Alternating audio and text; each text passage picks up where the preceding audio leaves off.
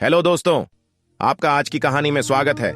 दोस्तों, आज की कहानी परमा एकादशी व्रत की है। धर्मराज युधिष्ठिर बोले, हैं जनार्दन, अधिक मास की कृष्ण पक्ष एक की एकादशी का क्या नाम है और उसे करने की क्या विधि है? कृपा करके आप मुझे बताइए। श्री भगवान बोले, हे राजन, अधिक मास में जो एकादशी आती है वह परमा पुरुषोत्तमी या कमला एकादशी कहलाती है। वैसे तो प्रत्येक वर्ष 24 एकादशियां होती हैं। जब अधिक मास या मल्लमास आता है तब इनकी संख्या बढ़कर 26 हो जाती है। अधिक मास में 2 एकादशियां होती हैं जो पद्मिनी और परमा एकादशी के नाम से जानी जाती हैं। ऐसा श्री कृष्ण ने अर्जुन से कहा। भगवान श्री कृष्ण ने अर्जुन को इस व्रत की कथा की विधि बताई। एक समय की बात है, एक नगरी में सुमेधा नाम का एक ब्राह्मण अपनी पत्नी के साथ रहता था। वह ब्राह्मण बहुत धर्मात्मा था और उसकी पत्नी पतिव्रता स्त्री थी। यह परिवार बहुत सेवा भावी था। वे दोनों स्वयं भूखे रह जाते, परंतु अतिथियों की सेवा बहुत हृदय से करते।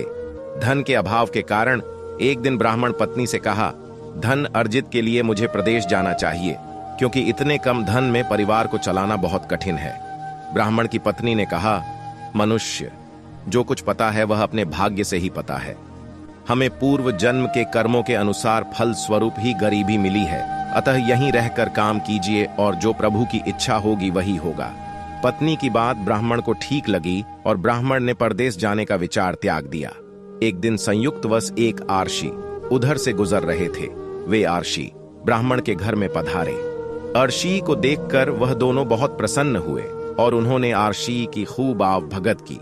उनकी सेवा भाव देखकर आर्षी काफी खुश हुए और पति पत्नी द्वारा गरीबी दूर करने का प्रश्न पूछने पर ऋषि ने उन्हें पुरुषोत्तम मास के कृष्ण पक्ष आने वाली पुरुषोत्तमी एकादशी करने की प्रेरणा दी।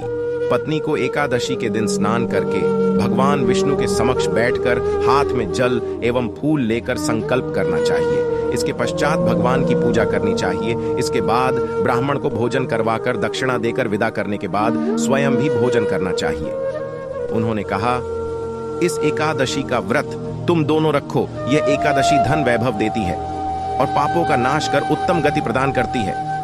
धनाधिपति कुबेर ने भी इस एकादशी व्रत का पालन किया था, जिससे प्रसन्न होकर भगवान भोलेनाथ ने उन्हें धन अध्यक्ष का पद प्रदान किया था। आर्षी की बात सुनकर वह दोनों खुश हो गए और समय आने पर सुमेधा और उसकी पत्नी ने विधि पूर्वक इस एकादशी के व्रत को रखा, जिससे उनकी गरीबी दूर हो गई और पृथ्वी पर काफी वर्ष तक सुख भोग कर वह पति पत्नी श्री विष्णु के बैकुंठ लोक में प्रस्थान कर गए।